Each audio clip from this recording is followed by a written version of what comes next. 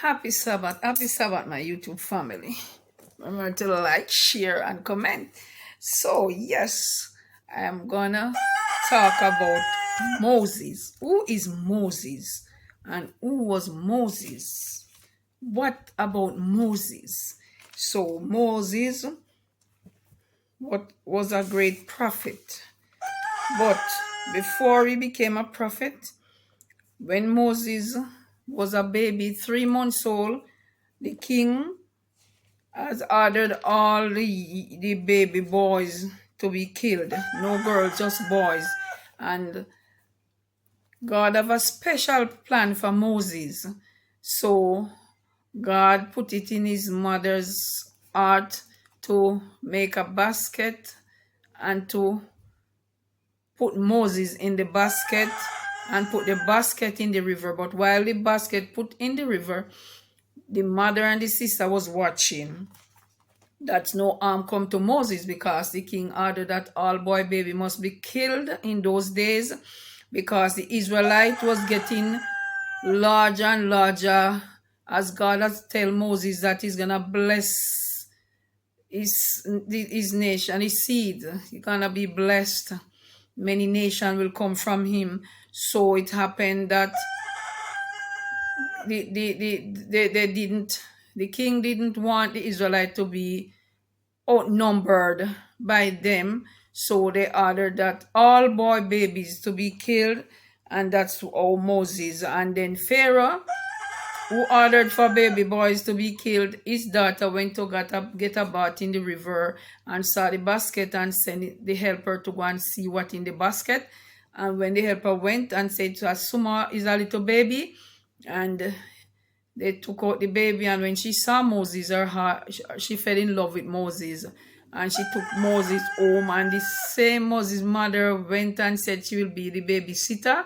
So God arranged for her to be Moses' helper. So he was there nourishing his little son, right there, taking care of the baby, right? Until he reached certain age, he was passed on to them, and they were there. And he was there. He could have chose to live, be the king's grandson, and become famous and rich and so. But when he was certain age, he went out and saw how they were beating the Israelites. He didn't like it. So eventually he slayed the man that was doing it, and another person saw him. He didn't know that someone else saw, and he went and said, why talking to them, say, you think we're gonna let you kill, we like you kill Israel, like you kill the other nation there. And Moses was so afraid, and the words go to the king, and he have to fled from the palace. And from the palace to the mountain, and he was in the mountain, and the first time God gonna talk to him, it was a burning bush. Remember the burning bush? They said, Moses, Moses, take off your shoes from off your feet. The place where you're standing is holy ground. That's the first time God talked to Moses. And then now, when all, about the plagues and all of that, when Pharaoh wouldn't listen to let his people go, and Moses plead, and God let a lot of things happen, but Pharaoh's heart was hardened, and he didn't listen to Moses. So eventually, a lot of things happened. The firstborn died and all, and after that, Pharaoh make up his mind. And then when they were going now, when he was marching with the Israelites, the people, when they looked, they saw Pharaoh coming with his hosts, his army, and they were so afraid, and saying to Moses that it's better they did stay there than to be killed now, and Pharaoh's coming to kill them, and they were so afraid.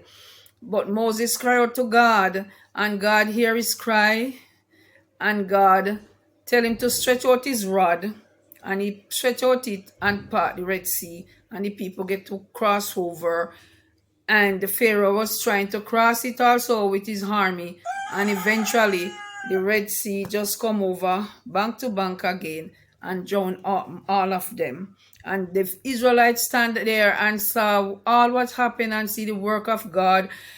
A pillar God followed them a cloud of fire by night, and in the day is there with them, but they still did not believe in God. They still have that behavior to worship idol.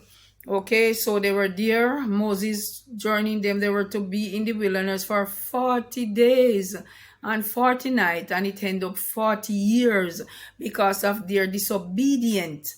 They were just a rebellious nation. And so God was so wroth with the Israelites. And when the time came for Moses to go for the commandments from God, and he was there, they demands that Aaron make them a god, because Moses gone and something happened to Moses and Moses not coming back. They were so rebellious, and Aaron, who should know better, follow them and let them bring in the earring and all the jewelry they have and build a calf and say, this is your God, and they down there worshiping the calf, the golden calf, and dancing naked and doing all manner of evil. And God said to Moses, your people is down there doing things that they shouldn't do, displeasing me. And God was saying, go down to them now. And when they saw Moses, they were so afraid, and Moses smashed the tablet of stone that hold the 10 commandments and mash it up because of their what he come and see. So that is the first mistake Moses made. He should never destroy the commandments. He should never throw it down, because he get hungry when he saw what they were doing. He get hungry and smash it and mash it up. And most of them died. So he said, who is on the Lord's side, come over, and who is on. So most of them come over, believe fully and strongly in God, and some were destroyed. Okay, so from there on, he continued leading the people, which was very rebellious and disobedient and done a lot of things, and was a strong man of faith, could really put up with their thing. But he was the leader. Moses was the leader, and Aaron was there with him also. So God expected much from his leaders. When he put you to be leaders, he expect you to be a leader, to do whatever he has commanded you to do. So this is what happened now. So Moses was leading them, and it happened in the first time that they said they are thirsty and want water, in Exodus 17, where they were crying out that Moses take them in the wilderness for them to die, and they want water. And Moses was very confused, because he was in the wilderness. There were no pipe there, and he was wondering now, what can he do for the people? And this is Exodus 17 verse 3 going down. And the people thirsted there for water, and the people murmured against Moses and said, wherefore is this that thou hast brought us up out of Egypt, to kill us and our children and our cattle with thirst? That's what they said to Moses, blaming Moses for everything. And Moses cried unto the Lord, saying, what shall I do unto these people? They be almost ready to stone me. So they were ready to stone Moses, because remember, just Moses one and thousand of people there. And the Lord said unto Moses, go on before the people, take with thee take with thee of the elders of Israel, and thy rod, wherewith thou smokest the river, take in thine hand, and go. So he's saying the rod what he used to part the Red Sea, must take with him. Behold, I will stand before thee there upon the rock in Horeb, and thou shalt smite the rock, and there shall come water out of it, that the people may drink. And Moses did so in the sight of the elders of Israel. So that was the first time they cried out for thirst, and God allowed Moses to go and strike the rock. That rock that Moses strike back then was a real rock. It was a real rock that he have struck. But they continue on their journey and they were still rebellious. And Uno listened to Moses. And Moses tries out her best with them because he's human. And it happened that Moses' sister Miriam died. Moses' sister Miriam died. Yes, my YouTube family. So Moses' sister Miriam died and he was mourning. He was really mourning for his sister, so he was in a bad mood that day when he were there continuing leading the children of Israel. And it happened that in the second time, in Numbers 20, the people were crying out again that they are thirsty and they needed water. Okay? And Moses was trapped again and in the wilderness with them. Let us see what happened. I'm here in Numbers 20, reading from verse 6 down. And Moses and Aaron went from the presence of the assembly unto the door of the tabernacle of the congregation, and they fell upon their faces, and the glory of the Lord appeared unto them. And the Lord spake unto Moses, saying, Take the rod and gather you the assembly together, thou and Aaron thy brother, and speak ye also to the rock before their eyes, and it shall give forth its water, and thou shalt bring forth to them water out of the rock. So thou shalt give the congregation and their beast drink. And Moses took the rod from before the Lord, as he commanded him. And Moses and Aaron gathered the congregation together before the rock. And he said unto them, Hear now, ye rebels, must we fetch you water out of this rock? And Moses lift up his hand with his rod. He smote the rock twice, and the water came out abundantly, and the congregation drank, and their beasts also.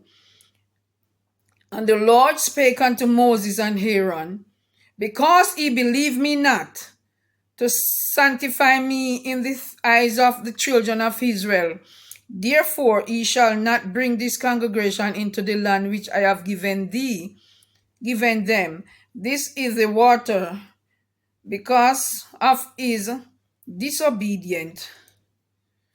So you see, Moses was a great prophet. He have led these people for so many years. They were going to the land of Canaan. Instead of going there for 40 days and 40 nights, it took them 40 years. But because of their disobedience and their rebellious manner, they caused Moses to sin against God. The first time in Numbers 17, God, verses 3 down, God commanded Moses to strike the rock, and they got water. In Numbers 20, from verse 6 down, God commanded Moses to speak to the rock. But because the people them were so rebellious, shouting, crying, and making noise, Moses was going through a crisis. He was mourning the loss of his sister, he and Aaron, because Aaron, Moses, and Miriam, brothers and sisters. Miriam died. They were mourning her loss. People come shouting, they want water, everything they want. Moses, Moses, why you take us here to kill us in the wilderness? We want to go back to slavery and all kind of that. All kind of things. They were rebellious people. We have to look through it now. Moses, because of the shouting and what they were doing, got hungry. Very, very hungry, because he was hurting. Plus the noise, he got hungry and he disobeyed God's command. That second rock that God told Moses to speak to was Jesus. Jesus Christ himself was a rock. Jesus formed himself into a rock for Moses to speak to him, and he would send out water to the Israelites for them to drink and their animals. But because of their stubbornness and disobedience and rebelliousness, Moses took the rod and struck the rock 2 times. Moses could have died on spot. God could have struck him down same place and he died. But God gave him a second chance. But that was the end. He could not lead those people, Israelites, anymore, because he done something very wrong. He did not obey God's command. And when he said to them, where it is, you want water? Must I bring water to you? Yes, he was acting as if he was the one giving them water, okay? And he was not the one giving them water. So he said out of hunger to them. And Moses and Aaron gathered the congregation before the rock, and he said unto them, Hear ye rebels, and the name that he called them. He said, Hear ye rebels, so he should not call them rebels. Must we fetch you water out of this rock?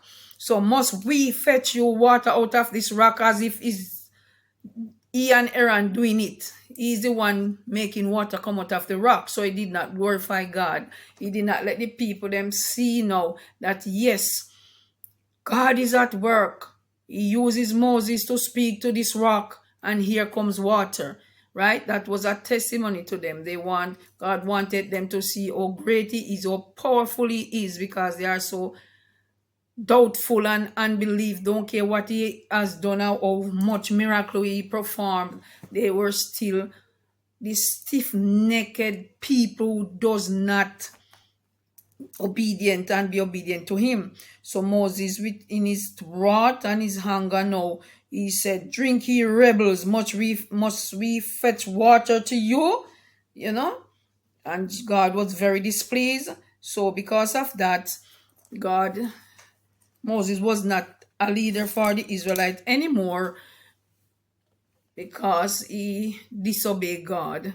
And because he was a great prophet and God loved him so much, and God knew that Moses loved him too, but because of their rebellious ways, and he was mourning for the loss of his sister. So this anger is in him, and he take it out on them. Plus, he should not struck the rock, because that rock was Jesus, and that causes God to be very upset with Moses. And then he took Moses. He forgave Moses. He repented for his sin, and God forgave him. But God said, you will not lead my people anymore. So what God did, took him up in a high mountain and let him view the promised land. So Moses did not get to go to the promised land. God let him view it, and then God put him to rest, because if Moses was to lead those people into the promised land, he would have lost his soul. He wouldn't have been saved. And God saw that. God see what is happening, and he know that Moses would never make it to the promised land without losing his way with God. And God did not want that to happen. So he let Moses went under a tree and sit and just go to sleep, put him to sleep. Because he have bear enough. He have gone through enough. Those people have put him through a lot. To be a leader isn't easy, especially in those days back then. So we have to be careful, you know.